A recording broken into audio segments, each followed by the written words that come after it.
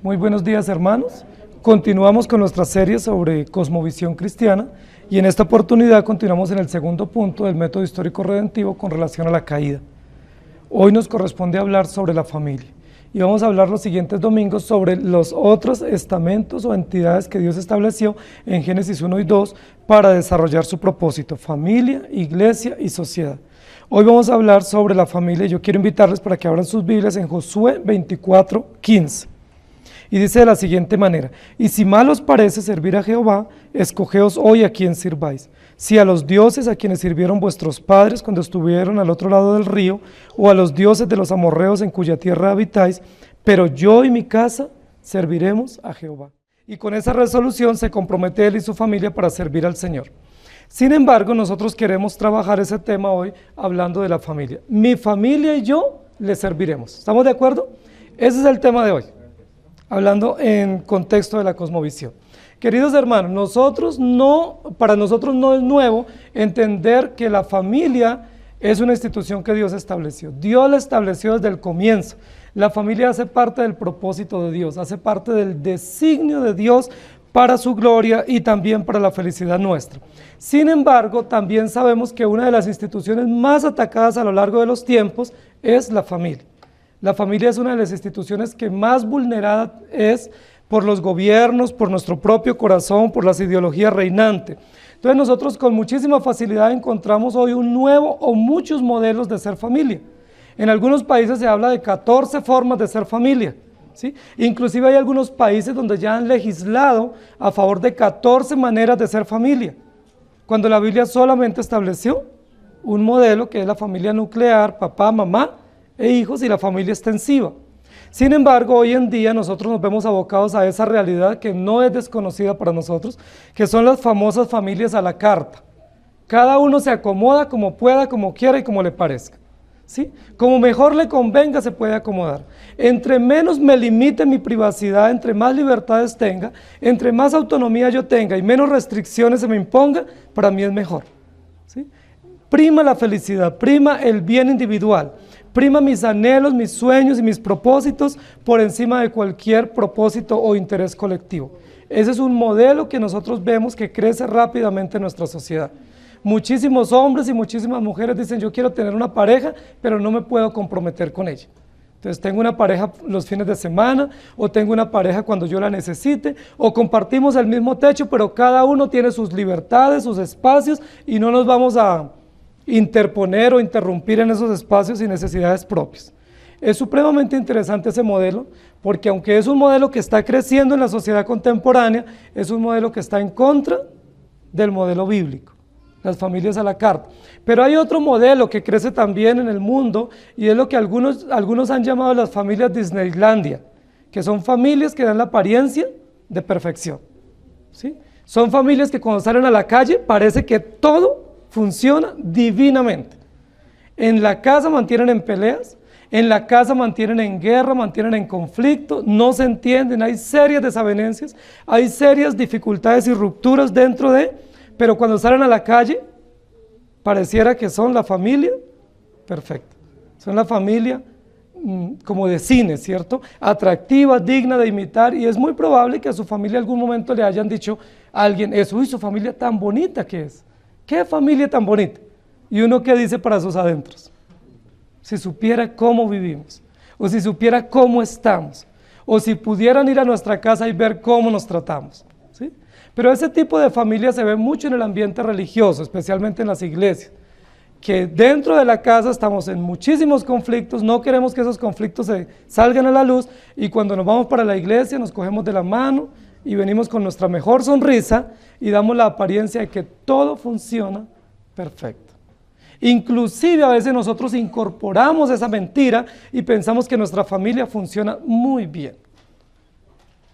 Queridos hermanos, la Biblia nos enseña que no hay familia perfecta. La Biblia nos enseña que a raíz del pecado no hay familia perfecta, que absolutamente todas las familias tienen serios conflictos, que todas las familias en cualquier etapa de su relación matrimonial y en la educación de sus hijos tienen serias dificultades en su comprensión, en su compatibilidad, en la toma de decisiones, en el entendimiento mutuo, y que todas las familias afrontamos necesidades muy, pero muy profundas. Si eso no fuese así, no necesitaríamos el Evangelio. Si su familia es perfecta, si su familia es de esas familias de Disneylandia, que todo funciona bien, pues no tiene sentido que nosotros estemos acá y que requiramos el Evangelio. Porque el Evangelio es especial únicamente para familias rotas y para familias quebradas y para personas depravadas con serias necesidades en su corazón. ¿Estamos de acuerdo? Si mi familia funciona bien, yo debiera estar en otro lugar. Pero aquí, ¿por qué estamos? Porque nosotros tenemos necesidades espirituales y tenemos necesidades familiares profundas, no solo en el entendimiento de la pareja, sino también en el cuidado de los hijos y en la comprensión de la vida. Nosotros vivimos una sociedad donde el gobierno y todas las instituciones aprueban cada día leyes en contra de la familia.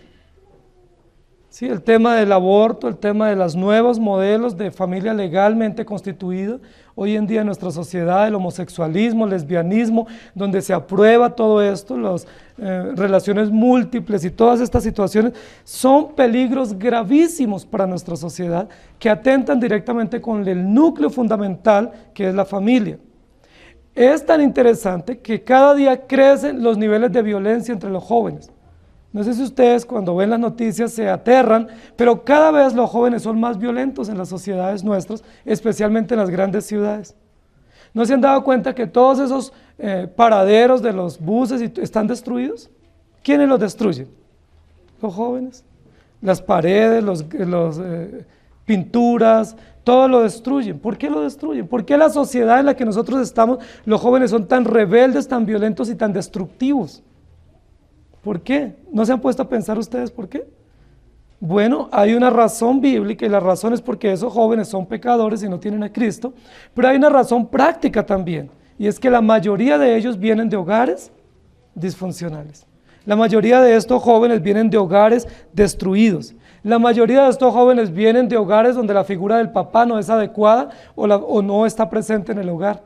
Y estos jóvenes desarrollan gran rebeldía, gran frustración y lo expresan destruyendo todo lo que encuentran a su paso. ¿Qué piensa el gobierno para solucionar? El gobierno está muy preocupado. Hoy en día los políticos, los sociólogos y también los jueces están muy preocupados por esta realidad de la juventud contemporánea. ¿Qué hacemos para que los jóvenes no sean tan violentos y tan agresivos? Y los políticos tienen respuestas para eso. Y los sociólogos y los pedagogos tienen respuestas. ¿Cuáles son las respuestas? Construyámosles campos de deporte. ¿Sí? Hagámosles buenos complejos deportivos para que los jóvenes salgan de la violencia y en lugar de estar destruyendo las cosas y consumiendo droga, vayan a estos complejos deportivos y se entretengan. Una muy buena solución. Hay otros que dicen, bueno, entonces construyémosles escuelas nuevas y colegios nuevos y démosles educación gratuita y que los jóvenes tengan bibliotecas grandes, públicas, con todos los servicios. Facilitémosles todos los medios para que los jóvenes vivan felices y para que esa rebeldía y esa frustración se cambie por más tranquilidad y mejor convivencia. Yo les pregunto, ¿mejores escuelas, complejos deportivos, centros de entrenamiento, mejorará la condición del corazón de estos jóvenes? ¿Sacará la violencia y la frustración que ellos llevan dentro?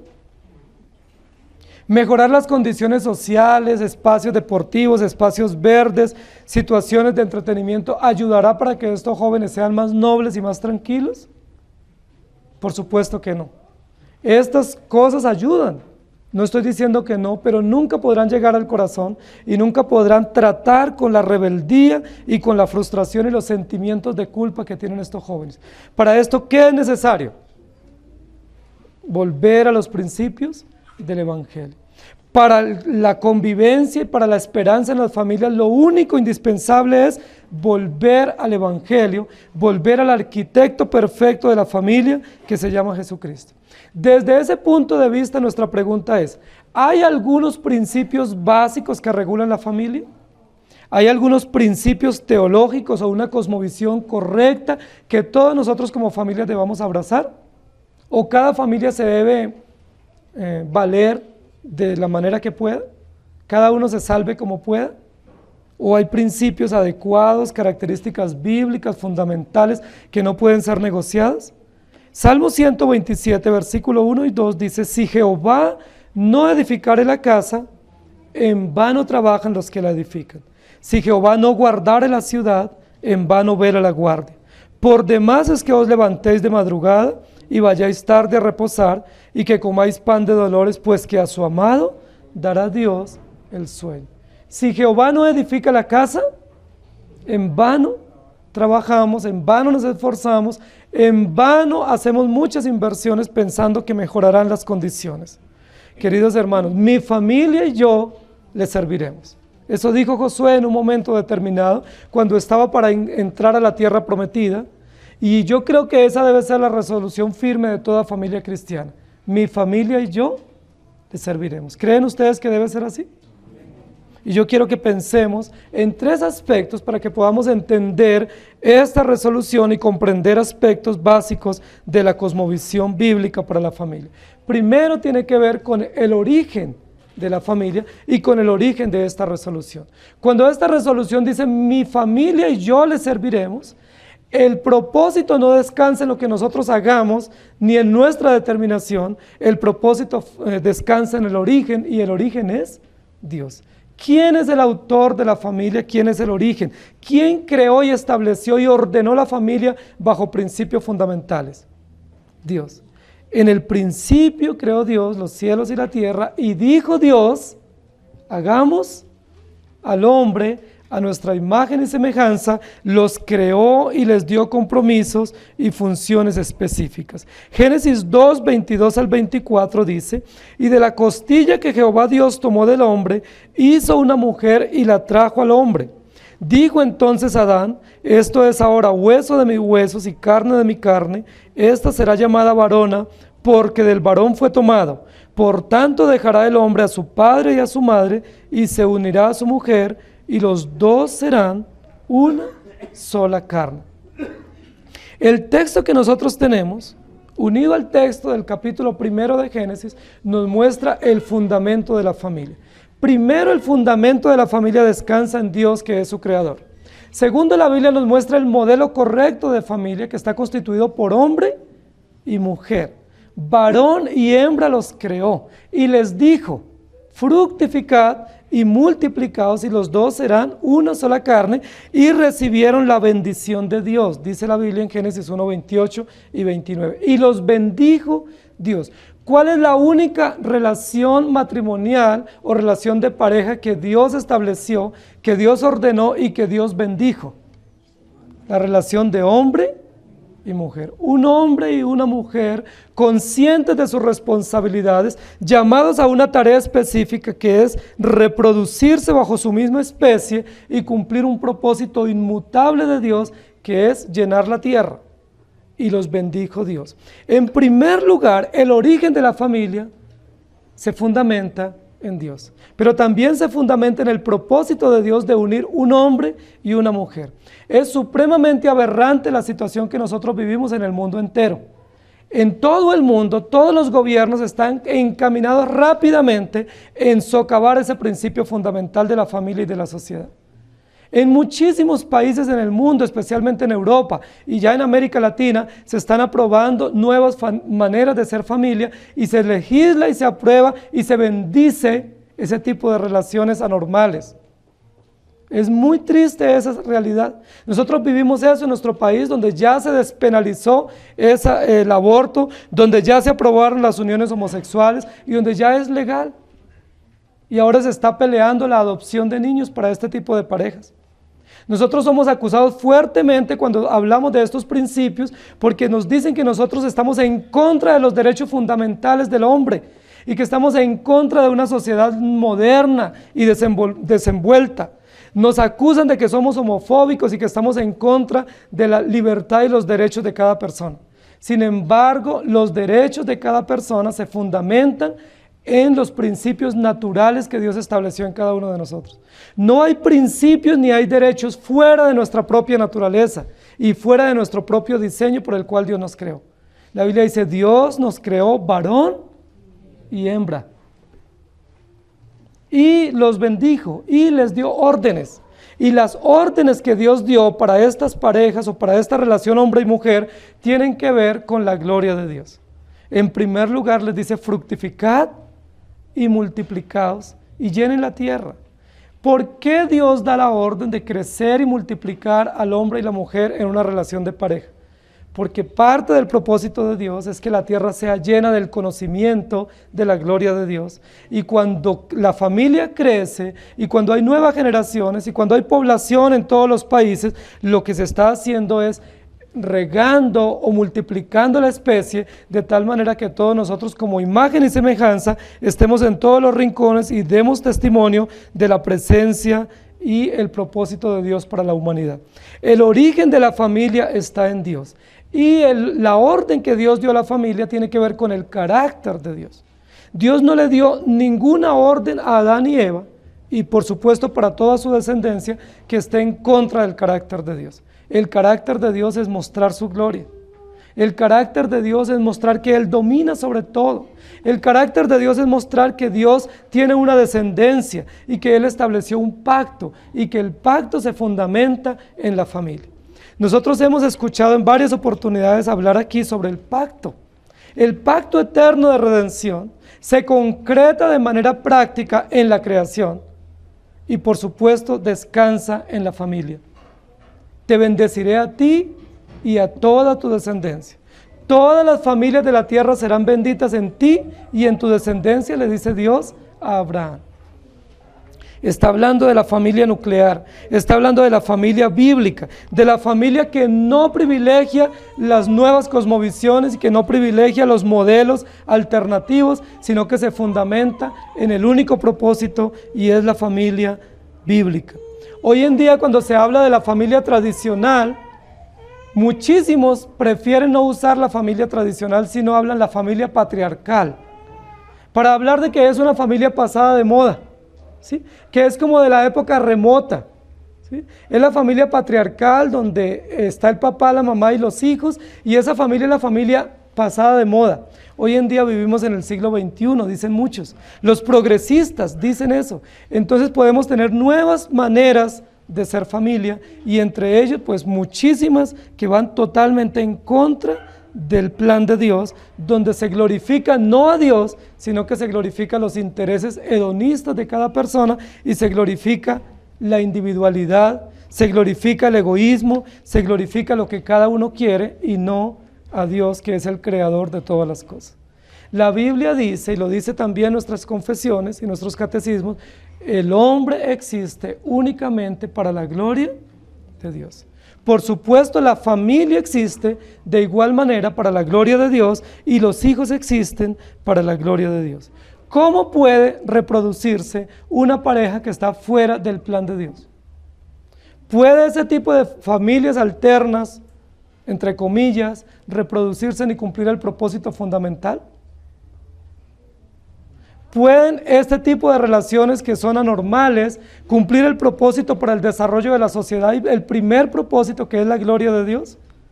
La Biblia más bien dice que esto es una situación depravada y es una condición aberrante, donde estas personas van cada vez en busca de su propia perdición. La Biblia lo que muestra es que a partir de la caída en Génesis 3, todas las familias han sufrido, y todo el principio absoluto de Dios se está tergiversando por la condición pecaminosa del hombre. Que cada uno piensa de manera egoísta, que cada uno de nosotros pensamos en nuestro propio bienestar y nos olvidamos del propósito de Dios. Todas las familias tienen un propósito y un significado, y ese propósito único es honrar a Dios y cumplir su función. Isaías 49, versículo 15 dice: ¿se olvidará la mujer de lo que dio a luz para dejar de compadecerse del hijo de su vientre? Aunque olvide ella, yo nunca me olvidaré de ti. Y en Génesis 1, 27 y 28, que ya lo mencioné, dice: y creó Dios al hombre a su imagen, a imagen de Dios lo creó, varón y hembra los creó. Y los bendijo Dios y les dijo: fructificad y multiplicaos, llenad la tierra y sojuzgadla, y señoread en los peces del mar, en las aves de los cielos y en todas las bestias que se mueven sobre la tierra. Hay un propósito fundamental, hay un sentido, hay unas funciones establecidas que Dios dio para la familia. El fundamento de la familia no está en la sociedad. El hombre se casa no porque la sociedad se lo imponga, el hombre se casa porque Dios determinó así. Las familias tienen hijos no porque la sociedad les imponga o por una necesidad propia, biológica o anatómica de las parejas. La familia tiene hijos porque Dios determinó que la familia tenga hijos y que la sociedad se desarrolle y que crezca. Proverbios 18:22 dice: el que haya esposa, halla el bien y alcanza la benevolencia de Jehová. Y hay muchísimos textos en la Escritura que hablan del propósito de Dios de tener un hogar, de tener una pareja y de las implicaciones de cada uno en la parte de la pareja, pero también de cómo Dios ve el matrimonio, de cómo Dios ve la familia. Queridos hermanos, si nosotros creemos que como familia estamos llamados a servir a Dios, en primer lugar tenemos que entender que la razón de ser de la familia es Dios. Y que la familia como institución divina, puesta en la tierra, cumple unos propósitos, cumple unas finalidades y que todas esas finalidades deben ser única y exclusivamente para la gloria de Dios y no para nuestro beneficio, no para nuestro interés. En segundo lugar, el propósito de Dios con la familia tiene que ver con el reino de Dios. Cuando uno encuentra enciclopedias o muchas maneras de ver la vida de la familia, las sociedades dicen: no, es que la familia nuestra en tal lugar es de esta manera, o cada familia es de diferente lugar dependiendo de la región, ¿sí? Lamentablemente nosotros hemos pensado eso, que las familias de determinada región son de una manera u de otra, pero lo que la Biblia nos enseña es que el único propósito de la familia es extender el reino de Dios, que toda familia, tanto cristiana como no cristiana, tiene un único llamado, y es extender o contribuir o propender por la expansión y el fortalecimiento del reino de Dios. Que Dios tiene un reino, que Dios gobierna sobre todas las cosas y nos ha puesto a nosotros en la tierra como instrumentos de su reino, para que su reino se extienda y para que su reino tenga un alcance mayor. ¿Habían pensado ustedes eso? Que nosotros como familia tenemos un propósito y es el reino de Dios. Lamentablemente por la sociedad en la que nosotros vivimos, pero no tanto por la sociedad sino por nuestro corazón pecaminoso, nosotros pensamos que el propósito de la familia es nuestro propio bienestar, que la familia existe para acumular, que la familia existe para unir esfuerzos y tener mayores comodidades y mayor estabilidad. Muchísimos de nosotros pensamos que la familia tiene su función y es tener propiedades, tener estabilidad, fortalecerse materialmente y tener hijos y socialmente estar aceptada. Pero la Biblia lo que dice es todo lo contrario, que el propósito principal de la familia es el reino de Dios, que la familia existe para la gloria de Dios y que existe para fines celestiales y para propender por el reino y el establecimiento de su propósito aquí en la tierra. Y yo quiero mencionar para ustedes un propósito o una tarea mejor que tiene que ver con el reino de Dios.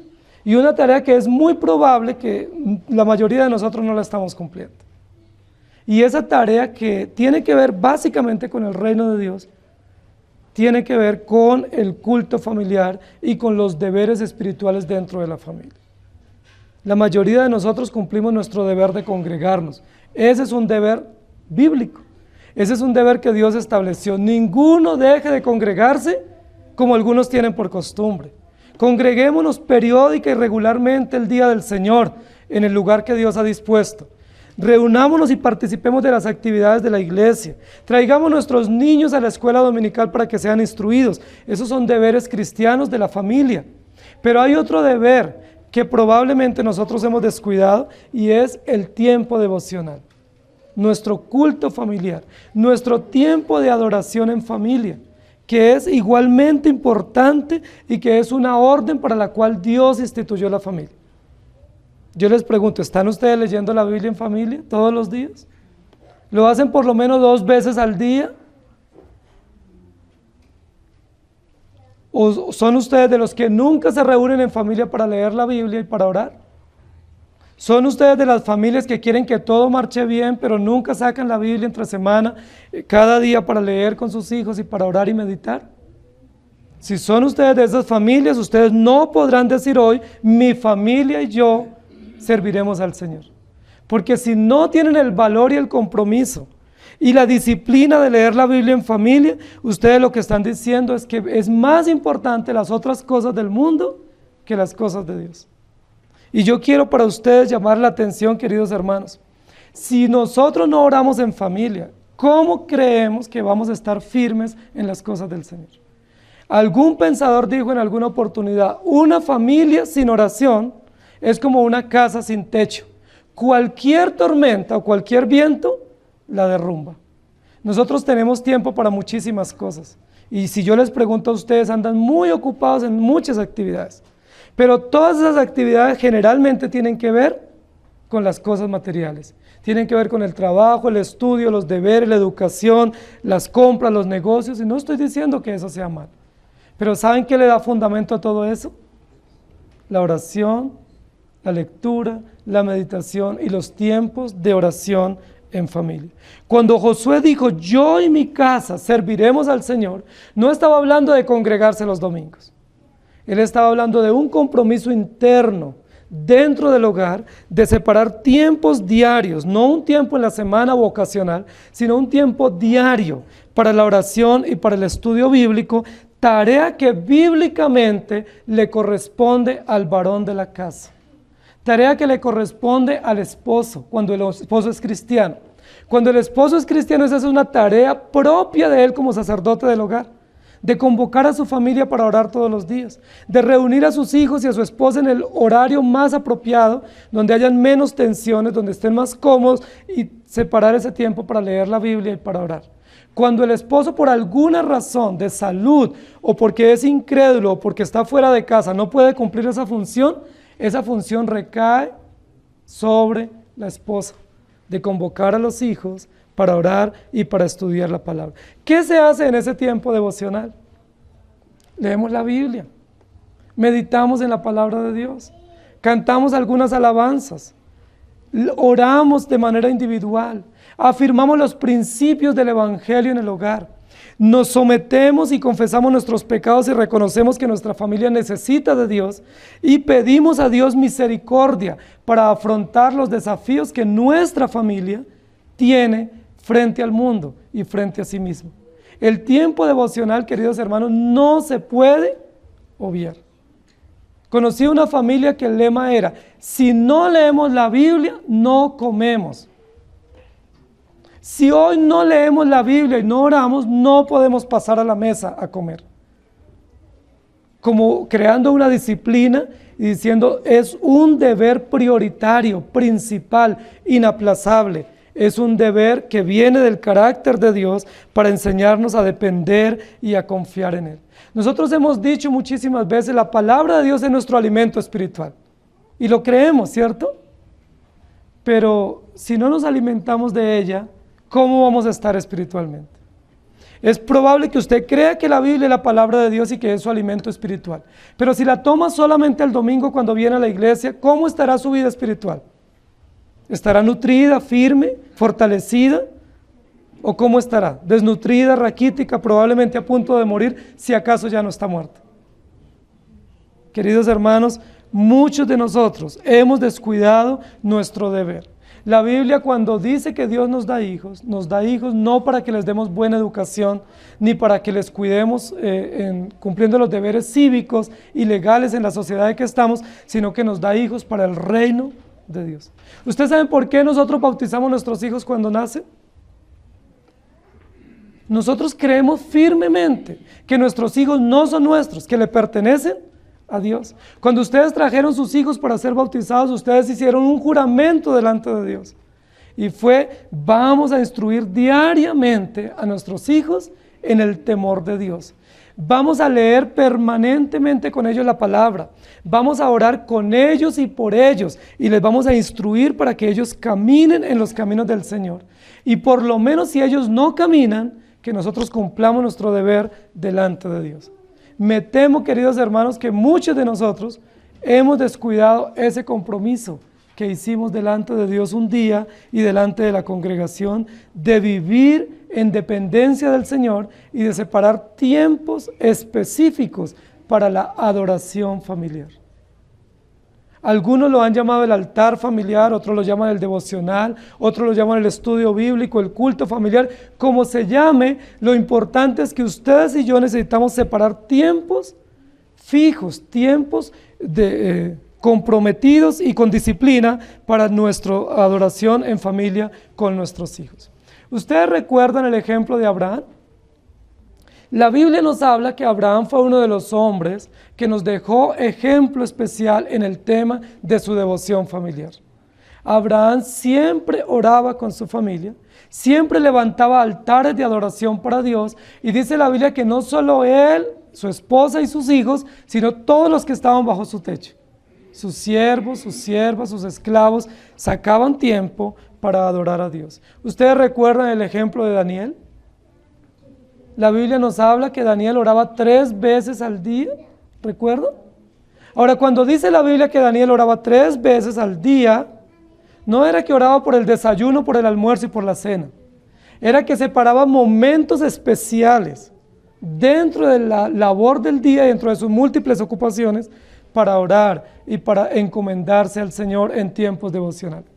Algunos de ustedes pueden decir, bueno, pero es que si uno está desocupado, pues puede sacar tiempo para orar. Pero yo no tengo tiempo para hacerlo.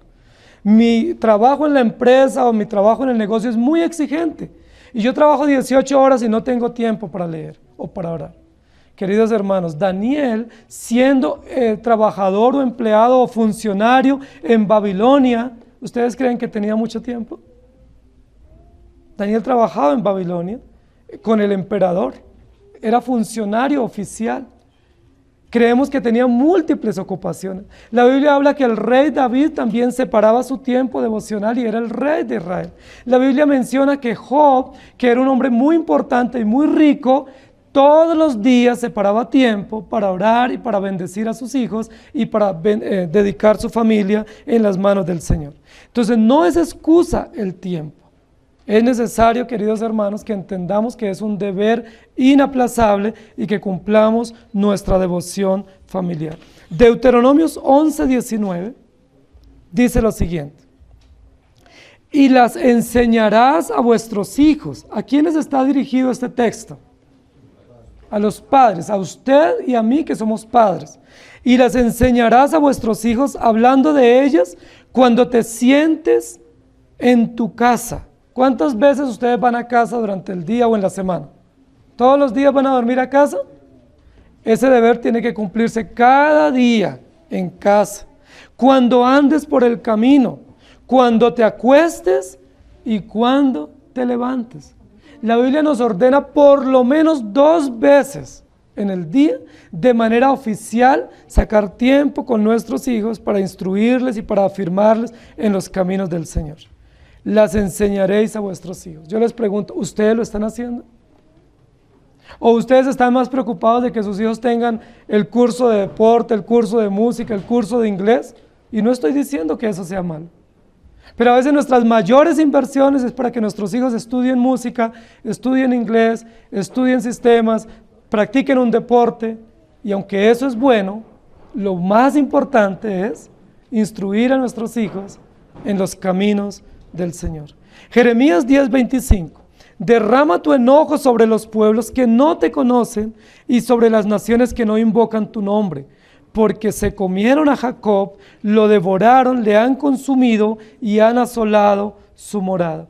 Es sorprendente cómo el profeta Jeremías manifiesta en este texto que la familia que no ora y no invoca el nombre de Dios es considerada como una familia impía. Si usted es de las familias que pasa la semana sin leer y sin orar, usted es igual a los impíos y peor que los impíos. ¿Saben qué hacen los impíos? Cuando ustedes eran católicos, ¿qué hacían todos los días? Muchos de ustedes que fueron buenos católicos hacían su tiempo de lectura, iban a la misa todos los días, hacían el rosario todas las noches, oraban el Padre Nuestro todos los días. Muchísimos de los que fueron católicos eran devotos. Iban constantemente a la iglesia para participar de la adoración, aunque estaban equivocados. Muchísimos de los que vienen acá a la iglesia me han dicho, yo era muy fiel allá. La pregunta es, ¿y ahora que conocieron la verdad, son igual de fieles? Jeremías 10:25 enseña. La familia que no invoca a Dios en casa es como una familia impía que no conoce de Dios. Y Salmo 78, 5 al 7 dice: Él estableció testimonio en Jacob y puso ley en Israel, la cual mandó a nuestros padres que la notificasen a sus hijos, para que lo sepa la generación venidera y los hijos que nacerán, y los que se levantarán lo cuenten a sus hijos, a fin de que pongan en Dios su confianza y no se olviden de las obras de Dios y que guarden sus mandamientos. Dios estableció testimonio, su palabra, y notificó a los padres para que notifiquen a sus hijos. Y es supremamente interesante ese término notificar, porque notificar tiene una connotación judicial acá. No es simplemente una connotación informal de familia, de siéntense y vamos a leer. Es una connotación judicial. Dios nos notifica. Cuando usted recibe una notificación de un juzgado, ¿qué debe hacer? Comparecer. Si usted lo notifica a una comisaría o la fiscalía, usted no puede decir no tengo tiempo. Está notificado, usted tiene que ir. Y si no va a esa notificación, usted lo pueden sancionar y lo pueden meter a la cárcel por desacato a una autoridad, a una notificación oficial de un ente público. ¿Qué dice la Biblia? ¿Qué ha hecho Dios con los padres para con sus hijos? Nos ha notificado para que nosotros notifiquemos a nuestros hijos. Es decir, no es si ellos quieren, no es si tenemos tiempo, es una obligación, querida iglesia, reunirnos a adorar en familia con nuestros hijos. No hay justificación para ello, no hay excusa que valga frente a Dios, porque es una notificación, es un encargo oficial que viene de Dios, es un encargo legal. Nuestros hijos deben saber que nosotros nos esforzamos para darles educación, nos esforzamos para darles alimento, nos esforzamos para protegerles, pero que el mayor esfuerzo que papá y mamá hacen para ellos es que conozcan el Evangelio. Que si en un momento dado no los podemos poner a estudiar, eso no es tan importante.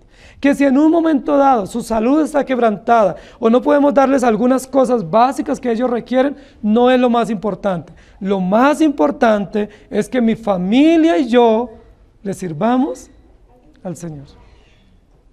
Es interesante lo que el texto del Salmo 78 menciona, porque menciona una sucesión de generaciones. Dice, sus padres fueron notificados para que les notifiquen a ustedes y ustedes notifiquen a sus hijos y a los hijos que vengan después. ¿Cuántas generaciones? Nosotros hemos estudiado la palabra. Yo he escuchado que algunos de ustedes han dicho, yo quiero que mi generación o mis hijos le sirvan al Señor, o por lo menos quiero instruirlos en los caminos del Señor. Pero es probable que estemos dejando pasar el tiempo sin sembrar la palabra en el corazón de nuestros hijos. Y que nos hemos confiado a que los tenemos en un colegio cristiano o los llevo a la escuela dominical y allá los instruyen. Si la instrucción de los 45 minutos en la escuela dominical es suficiente para sus hijos, ellos nunca van a poder temer a Dios. Ahora, sus hijos no respetan a los profesores de escuela dominical tanto como deben respetarlos a ustedes, porque son sus padres. Los profesores de escuela dominical tienen a nuestros hijos solo 45 minutos a la semana, pero ¿cuánto tiempo los tenemos nosotros? Todo el tiempo, de día, de noche, al levantarnos, al acostarnos. Tenemos una obligación fundamental, adoctrinar a nuestros hijos. Esa palabra adoctrinar es una palabra que se está escuchando en los medios civiles. Hoy en día las instituciones, los gobiernos, las alcaldías están adoctrinando a los jóvenes. ¿Y en qué los adoctrinan? ¿O los indoctrinan? En las cosas del mundo, en las cosas paganas. La escuela no deja día y día adoctrinar a nuestros hijos. Cuando tenemos nuestros hijos en colegios católicos, todos los días tienen un tiempo de oración en el colegio. Todos los días dedican 10, 15 minutos para rezar o para orar en sus colegios. ¿Por qué usted no lo hace por sus hijos en casa? ¿Por qué no lo hacemos y los entregamos a un mundo caótico, pervertido, donde no les damos las herramientas para ellos afrontar una sociedad pecaminosa? Sencillamente le decimos que Dios te bendiga. ¿Por qué no dedicamos el tiempo para alimentar espiritualmente a nuestros hijos y advertirles de las amenazas del mundo? Si de aquí a mañana nuestros hijos toman malos caminos y nosotros no les hemos instruido, ¿sabe sobre quién recae esa responsabilidad? Sobre nosotros. Si nuestros hijos tomasen malos caminos, cosa que no queremos ni estamos deseando, pero no les hemos instruido con gran esfuerzo y dedicación y con ejemplo, nosotros tendremos que arrepentirnos tardíamente y asumir las consecuencias. Pero si tempranamente, como dice la Escritura, instruimos a nuestros hijos, les edificamos, les disciplinamos, les dedicamos todo el tiempo y el cariño, instruyéndonos en la palabra, nuestros hijos tendrán el temor de Dios a temprana edad y el temor de Dios les preservará. Efesios 5, 6, 4 dice, y vosotros padres, ¿a quiénes se dirige? A los padres. No provoquéis a ira a vuestros hijos, sino criadlos en disciplina y amonestación del Señor. Saben, muchos de nosotros solo que nos quedamos en la primera parte, criadlos en disciplina. Claro que esa es una parte importante, pero dice disciplina y amonestación del Señor. No es suficiente la disciplina física. De hecho, no hace la diferencia la disciplina física. Es la disciplina física acompañada del principio bíblico, de la instrucción bíblica, del carácter bíblico, para que nuestros hijos teman a Dios. Si usted solo aplica disciplina física, sus hijos le van a temer a usted, pero no van a temer a Dios. Pero si usted los cría o los educa en la amonestación del Señor, sus hijos temerán a Dios todos los días de su vida. ¿No es eso una cosa maravillosa? Yo no quisiera, queridos hermanos, que ninguno de nosotros tuviéramos que luchar con hijos perdidos en el mundo. Es una situación supremamente dolorosa. Si ustedes vivieron ese mundo, saben lo que significa. O si ustedes tienen familia en un mundo perdido, ustedes saben lo que significa lidiar con hijos en drogadicción o con hermanos en drogadicción, con padres alcohólicos, en prostitución, en adulterio. Si ustedes vivieron con sus padres así o vivieron antes de conocer del Evangelio, así ustedes saben el dolor, la angustia y el riesgo. Yo no quisiera que los hijos de nosotros, que los vemos semana a semana acá al frente, tuviéramos que cosechar eso en poco tiempo. La Biblia nos da la medicina, la Biblia nos da la instrucción, la Biblia nos da las herramientas para que nuestros hijos teman al Señor. Disciplina y amonestación del Señor. ¿Cuándo se amonesta un hijo? ¿A los 14 años que está rebelde y no quiere venir a la iglesia? ¿O cuándo se le amonesta? Desde antes de nacer. Nuestros hijos deben ser amonestados desde antes de nacer y en el mismo momento del nacimiento, tanto así que nosotros les consagramos al Señor y les imponemos una señal pactual diciendo, esta es una ofrenda para Dios, lo educaré incansablemente en los caminos del Señor. Proverbios 22:6 dice, instruye al niño en su camino y aun cuando fuere viejo, no se apartará de él. Y yo les quiero decir lo siguiente, queridos padres. La Biblia no dice, traiga al niño a la iglesia y no se apartará. La Biblia no dice eso. Por supuesto que hay que traerlos, pero no ese es el principio. El principio no es traiga a su hijo todos los domingos y no se apartará. ¿Cuál es el principio? Instruye al niño en su camino. Ahora, la palabra instruir tiene que ver con algo dentro, interno, intrínseco, dentro de. No es solamente ponerle normas externas, ponerle límites externos y decirle esto no puedes hacer y esto sí. Instruir es llegar al corazón, es ir a lo más profundo del ser de nuestros hijos para sembrarles los principios del Evangelio. Es lograr, cosa que no podemos nosotros, pero que Dios hace por su palabra y por su espíritu, que nuestros hijos comprendan el Evangelio desde temprana edad. No es enseñarles versículos solamente, no es enseñarles principios del Evangelio, es instruir, es decir, sembrar dentro de los principios de la palabra. Ustedes y yo no podemos hacer eso, pero ¿saben quién lo hace? El Señor. Pero lo hace usándonos a nosotros como instrumentos, usando padres disciplinados, padres constantes, padres abnegados en el cuidado de su familia. Y la abnegación es un principio que pasó de moda en la familia. Hoy en día no se habla de abnegación en la familia. Hoy en día es al menor esfuerzo todo. Todo lo que te produzca esfuerzo, no lo hagas, porque te puede lastimar y te puede frustrar. Te puedes traumatizar si te esfuerzas por cuidar tu familia. Ese es el principio contemporáneo. Por eso a los hijos no se les exige nada. De hecho, nuestra propia ley dice que nuestros hijos menores de 18 años no pueden hacer nada, porque eso es abuso. ¿Han escuchado? Y a veces nuestros hijos son más altos que nosotros. Bueno, muy fácil, los míos serán más altos que yo. Y no pueden hacer nada porque los estamos maltratando. Pero ¿qué dice la Biblia? Instruye al niño, instrúyelo. Abnegados padres se requieren hoy en día y madres para instruir a sus hijos antes que pensar en las cosas materiales, antes que pensar en comprar y pagar deudas y adquirir y viajar. Necesitamos instruir a nuestros hijos en el temor de Dios. La Biblia dice que hubo una madre y una abuela abnegadísimas en el cuidado de su hijo y de su nieto, y ustedes saben de quién estoy hablando, de Timoteo, trayendo a la memoria la fe no fingida que hay en ti, la cual habitó primero en tu abuela Loida y en tu madre Eunice, y estoy seguro que en ti también. 3 generaciones.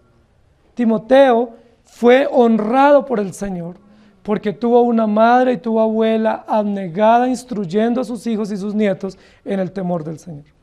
Queridos padres, ¿cuánto tiempo sacan ustedes para orar en familia?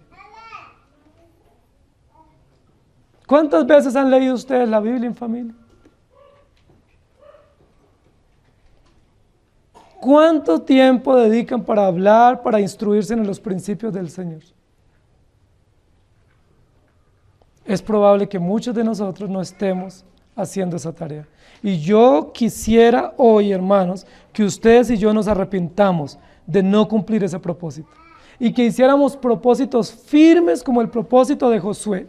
Yo y mi casa le serviremos. Pero para servirle necesitamos fundamento. El fundamento es Dios. Pero para servirle necesitamos propósito. El propósito es su reino. Y enfocarnos en el propósito correcto. Que el propósito no es beneficios personales o materiales, sino la gloria de Dios y la extensión del reino. Génesis 18, 19. Dice, porque yo sé que mandará a sus hijos. ¿Quién está hablando aquí en ese texto? Está hablando Dios. ¿Refiriéndose a quién? A Abraham. Dice Dios de Abraham, mire qué concepto tan bonito de Dios para Abraham. Yo sé que mandará a sus hijos y a su casa después de sí, que guarden el camino de Jehová, haciendo justicia y juicio, para que haga venir Jehová sobre Abraham lo que ha hablado acerca de él. ¿Qué dice Dios de Abraham? Yo sé que mandará u ordenará o instruirá a su casa para que su casa después de él le sirva a Dios. ¿Pudiera Dios decir lo mismo de nosotros? Yo sé que le di hijos y estoy seguro que esos hijos los instruirá adecuadamente para que las nuevas generaciones sean más fieles y más comprometidas que nosotros. O por el contrario, pudiera decirse a la inversa. Yo conocí el Evangelio, conocí una doctrina correcta, pero mis hijos se perdieron. Al final del día, cuando se recoja la cosecha y se dé el veredicto final, ¿cuál será el resultado para nosotros a nivel familiar? Nos esforzamos en tantas cosas, tuvimos casa, tuvimos carro, viajamos, nos realizamos como profesionales, logramos los proyectos de nuestra vida que a nivel social nos desafiaban, pero nuestros hijos se perdieron. ¿No les parece eso nefasto, ese resultado, queridos hermanos? Eso que pasa en el mundo incrédulo no importa, porque los incrédulos no tienen principios que los rijan. Ellos rechazan a Dios, sacaron a Dios de sus vidas, pero que eso pase en nuestras familias es lamentable. Que nosotros aspirando que en 10 o 15 años tengamos una juventud fervorosa, en lugar de eso nos quedemos sin jóvenes. ¿De quién es la responsabilidad? No es de una iglesia, no es de un consistorio, la responsabilidad es de ustedes como padres.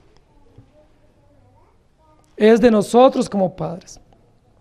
Génesis 12:7 dice, y apareció Jehová a Abraham y le dijo, a tu descendencia daré esta tierra, y edificó allí un altar a Jehová, quien le había aparecido. Abraham en la Biblia es considerado como el hombre de los altares, y altar significa adoración. Altar significa lugares y tiempos específicos de adoración en familia para agradecer al Señor. Él y su descendencia les bendeciré con toda esta tierra y Abraham edificó un altar. ¿Qué hace usted cuando le dicen que le van a aumentar el sueldo? ¿Edifica un altar para Dios? Cuando usted tiene la oportunidad de un viaje, ¿edifica un altar para Dios? Cuando usted tiene un logro, ¿edifica un altar para Dios? ¿O más bien aprovecha para irse de puente y no venir a la iglesia?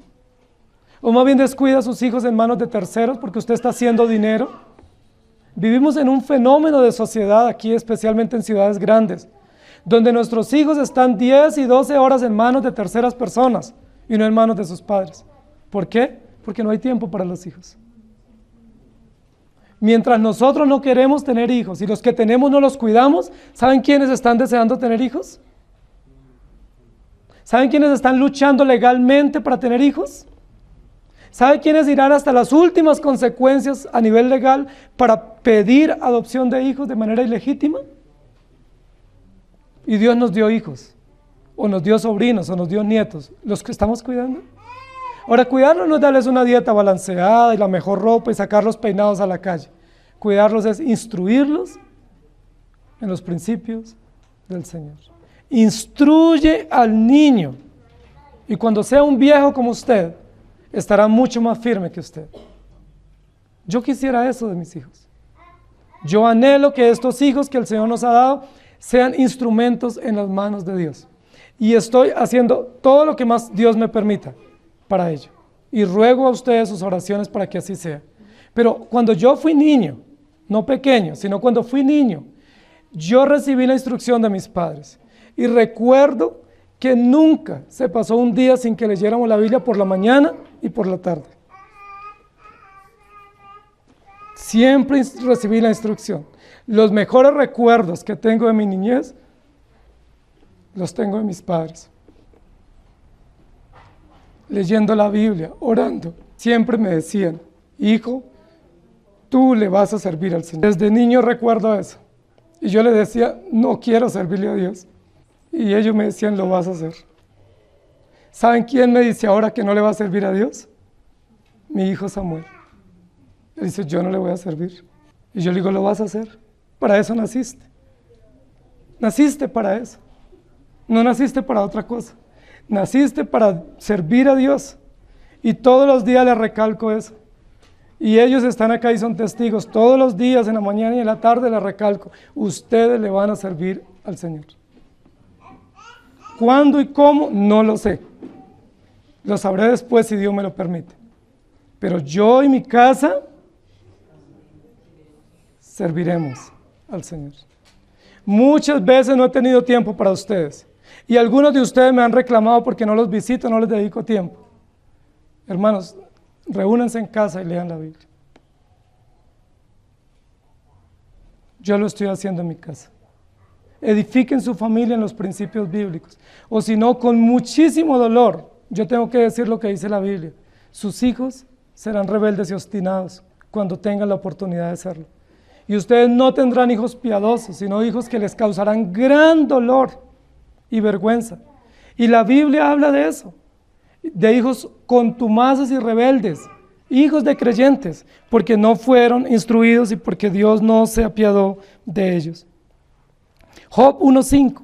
Y acontecía que habiendo pasado un turno, los días del convite, Job enviaba y los santificaba a sus hijos, y se levantaba de mañana, y ofrecía holocaustos conforme al número de todos ellos, porque decía Job, quizá habrán pecado mis hijos, y habrán blasfemado contra Dios en sus corazones. De esta manera hacía todos los días. ¿Qué hacía Job todos los días?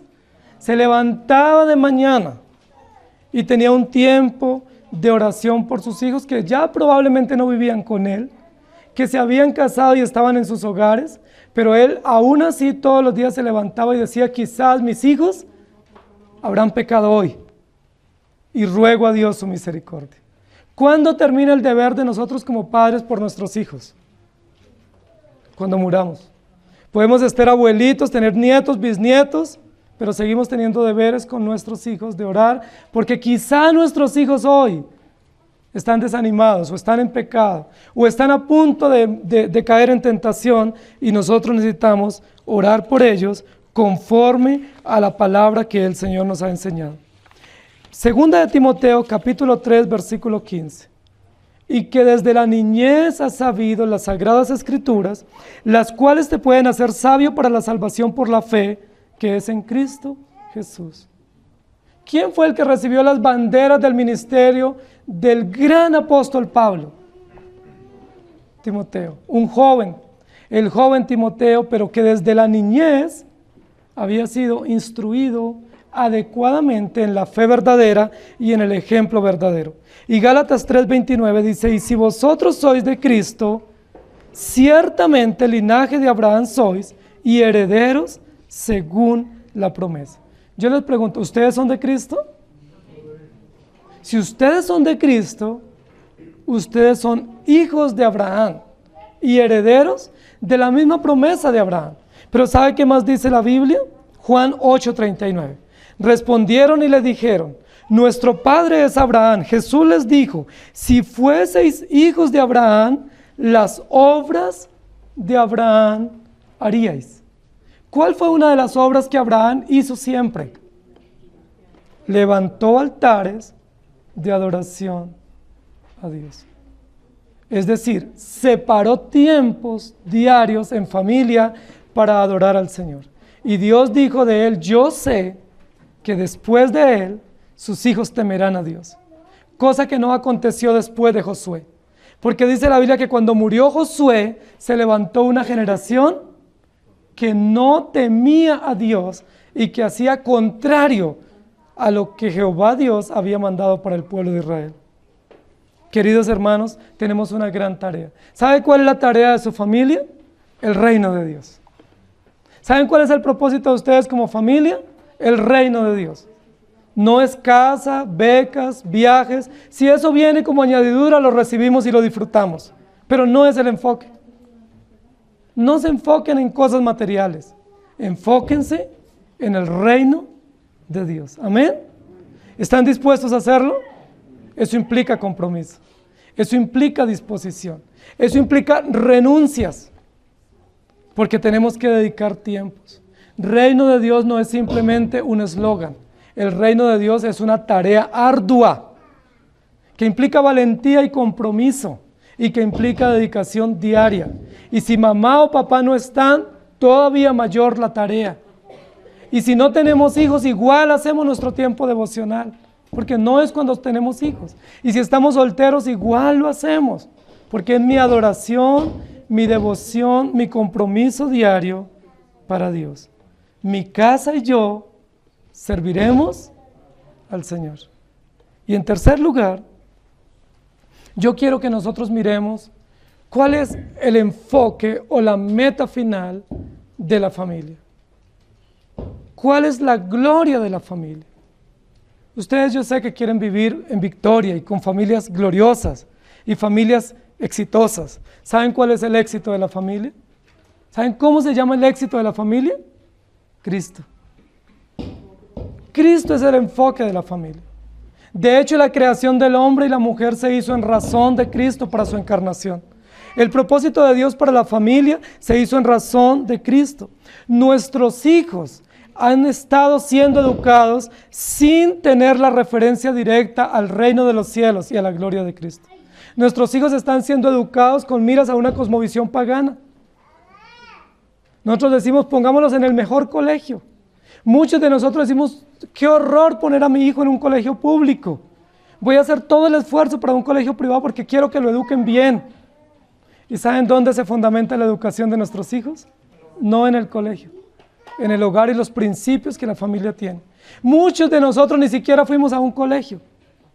Y muchos de nosotros nos tocó en colegios públicos y escuelas públicas. ¿Quién nos ha preservado? Nuestro Dios. La protección, el marco de contención para nuestros hijos no está en la educación de afuera, ni está en las amistades de afuera, está en lo que Dios obre en sus corazones y que los padres sembremos dentro de ellos. La gloria de la familia se llama Jesucristo. Nuestros hijos tienen que ser educados entendiendo el mensaje de la cruz. Nuestros hijos tienen que ser enfocados con referencia a la doctrina del Evangelio y a la doctrina de la redención. Nuestros hijos tienen que ser instruidos todos los días entendiendo que ellos son pecadores y que solo hay esperanza para ellos en Jesucristo. Si usted no hace eso todos los días, me temo que su hijo no conozca de Dios adecuadamente. Todos los días usted tiene que sembrar esa semilla, diciéndole: usted es pecador y la única esperanza para su vida se llama Jesucristo. El único que puede perdonar sus pecados, el único que le puede dar esperanza, el único que le puede hacer exitoso y cumplir el propósito de su vida, se llama Jesucristo. La gloria de nuestras familias no es tener casas y vivir en estrato 14. La gloria de nuestras familias se llama Jesucristo. ¿Están comprendiendo, queridos hermanos? La gloria de nuestra familia se llama Jesucristo. Entender el evangelio no adulterado, entender y vivir el evangelio puro, conocerlo y comprenderlo es una maravilla.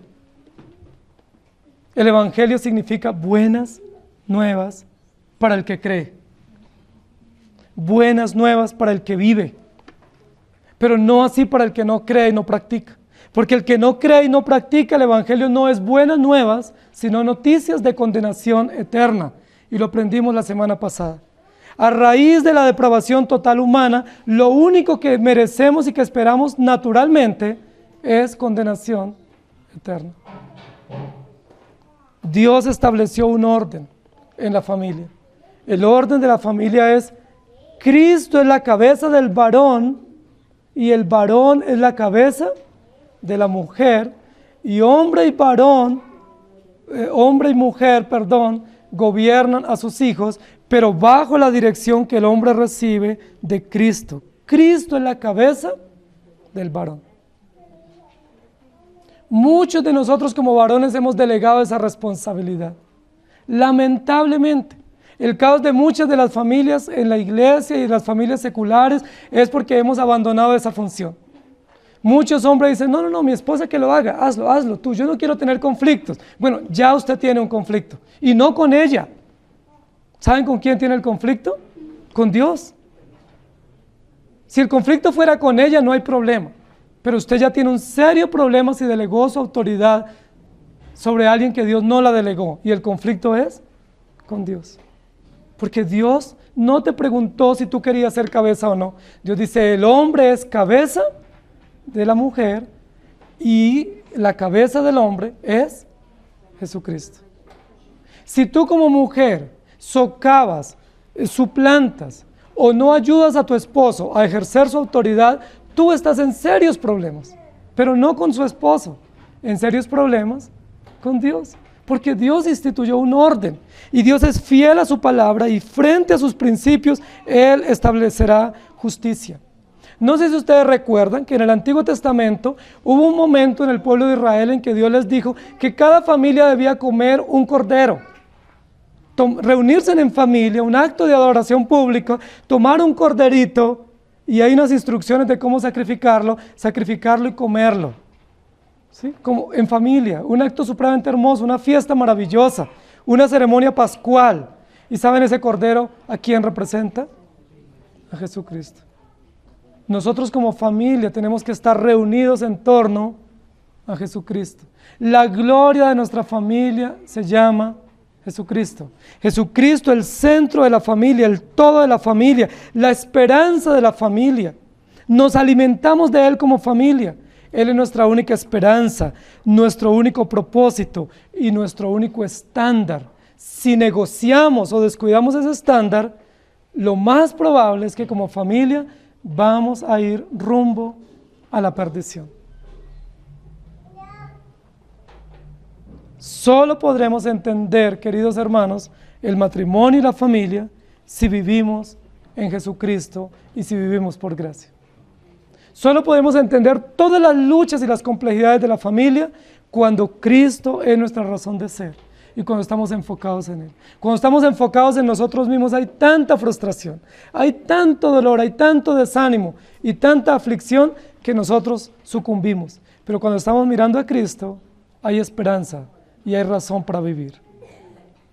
Romanos 8:18. Pues tengo por cierto que las aflicciones del tiempo presente no son comparables con la gloria venidera que en nosotros ha de manifestarse. Luego Colosenses 3, 18 y 19. Casadas, estad sujetas a vuestros maridos como conviene en el Señor. Maridos, amad a vuestras mujeres y no seáis ásperos con ellas.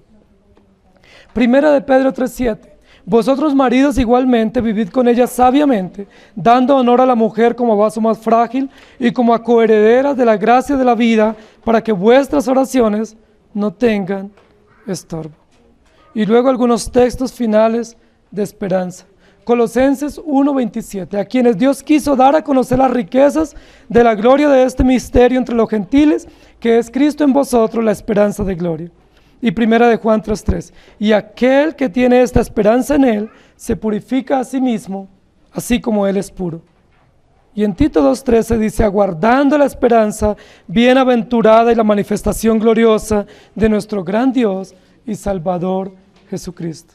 Queridos hermanos, hay realidades que la familia enfrenta, que todas las familias enfrentamos. Aquí no hay una familia que pueda levantar su mano y decir, mi familia vive bien y no tenemos problemas. No hay una pareja que pueda decir, nuestra pareja vivimos sabrosos sin ningún tipo de dificultades. Lo que es común para nosotros es sufrimiento. Lo que es común para nuestras familias es desavenencias. Lo que es común para nosotros es dolor, pecados y dificultades, y angustias y muchas veces desánimos. Pero ¿saben qué es mucho más común para nosotros? Que Cristo es nuestro gran restaurador. Que la provisión en Cristo es suficiente y eterna para darnos esperanza y para sostenernos en cualquier dificultad. Yo les pregunto, a manera de conclusión, cuando nos presentemos delante de Dios, ¿podemos en el momento de rendir cuentas, si fuese hoy, decirle, Señor, no he tenido tiempo para mi devocional en familia? Si Dios nos dijera hoy, si nos presentásemos, o el momento en que nos corresponda, tu vida devocional, tú pudieras con naturalidad y con tranquilidad decirle, Señor, no tuve tiempo, tú sabes mis ocupaciones. Fui un exitoso empresario, un exitoso líder en la iglesia, pero no tuve tiempo para mi familia. ¿Eso es válido ante Dios? Y yo les pregunto a ustedes como iglesia y como padres, ¿en qué más se alegra un padre cristiano si no es en que sus hijos teman al Señor? ¿Habrá algún motivo de mayor gratitud y felicidad y realización para usted como padre cristiano, con la doctrina correcta que nosotros manejamos de la palabra, a diferencia de que nuestros hijos teman a Dios? ¿Se gozaría usted más en que su hijo reciba el título como profesional, o que tenga un ascenso, o que sea ejecutivo exitoso, o en que tema a Dios? ¿Qué le produce a usted mayor satisfacción? Si sus hijos crecen, si sus nietos crecen y usted los puede conocer. La Biblia dice, si usted todavía no está seguro de la respuesta, la Biblia dice que la única satisfacción que un padre debe tener ante Dios al rendir cuentas es que sus hijos teman a Dios. Cuando nosotros rindamos cuenta, lo único que debemos estar preocupados es que nuestros hijos teman a Dios, porque esa es la tarea natural que Dios nos dio como padres. Para eso nos casamos, para tener hijos. Para eso tenemos un hogar, para tener hijos y para rendir cuentas a Dios. Por eso venimos en familia a adorar al Señor, porque sabemos que es importante rendir cuentas y que es importante ser abnegados en el cuidado de nuestro hogar y de nuestros hijos. Queridos hermanos, debemos buscar que cada detalle de nuestra vida, en lo económico, en lo cultural, en lo familiar, en lo social, se relacione con lo celestial. Cada detalle de la vida de la familia y de la vida de los hijos debe estar relacionado con lo celestial. Si hay detalles en la vida de ustedes como familia que no están relacionados con lo celestial, revisen su cosmovisión. Su dinero, sus inversiones, sus prioridades, sus deportes, sus hobbies, sus amistades, ¿están relacionadas con lo celestial?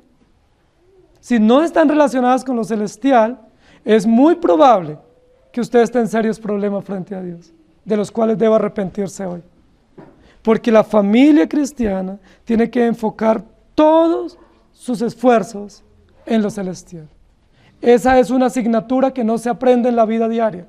Esa es una asignatura que Dios obra por gracia, a través de su Espíritu Santo y por su preciosa palabra. Mi casa y yo serviremos al Señor. Si ustedes, queridos hermanos, y yo juntamente con ustedes, no tomamos en serio estos desafíos, lo más probable es que mi casa y yo seamos el mayor problema para la iglesia. O que mi casa y yo seamos un caos y no contribuyamos a la esperanza y a la transformación de esta sociedad, sino más bien a acrecentar las crisis de las familias y de una sociedad descompuesta. Pero si nos sometemos a los principios, entendemos que Dios es el origen, que el propósito es el reino y que el fundamento es Jesucristo, viviremos para la gloria de Dios y tendremos mayores triunfos que los que el mundo nos da, porque los del mundo son efímeros, pero los de Dios permanecen. Inclinen su rostro, por favor. Amado Señor, gracias por tu palabra. Tu palabra es verdad. Tu palabra es tan seria, tan contundente. Tu palabra no solo nos da esperanza, nos da desafíos. Tu palabra nos advierte y tu palabra nos notifica. Y hoy hemos sido notificados como familia, como padres, como parejas, como hijos. Hemos sido notificados por tu palabra, legal y oficialmente, a cumplir los principios de ella. Señor, te rogamos perdón, porque son tantas las ocupaciones y los atractivos de este mundo, que pasan semanas a veces sin leer la Biblia en familia. Son tantos los atractivos y las ocupaciones que nos distraen, que nos olvidamos de lo importante. Pero solo una cosa es necesaria. Es probable que hoy podamos decir como tú le dijiste a esta mujer, Marta, Marta, llamando seriamente su atención, diciéndole ocupada y confundida y turbada y estresada, estás con muchas cosas, pero solo una cosa es necesaria. Señor, solo tú eres indispensable. Solo tú eres necesario. Ayúdanos a entender la centralidad de nuestra vida en Cristo. Mueve nuestro corazón, Señor.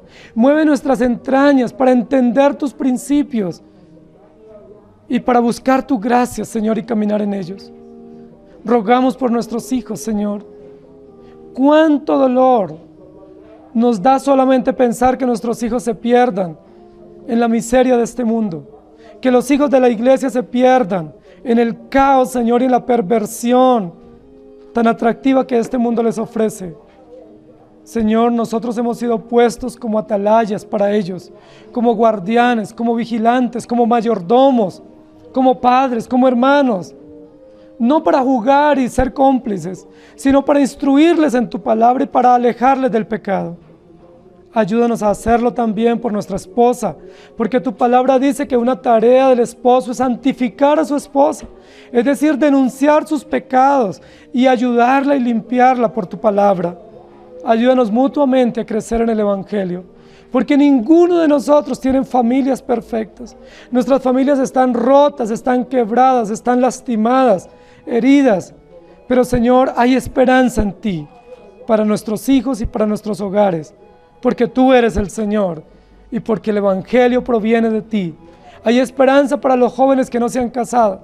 Hay esperanza para aquellos hermanos que anhelan tener un hogar o hermanas. Hay esperanza, pero hay fundamento seguro para ellos.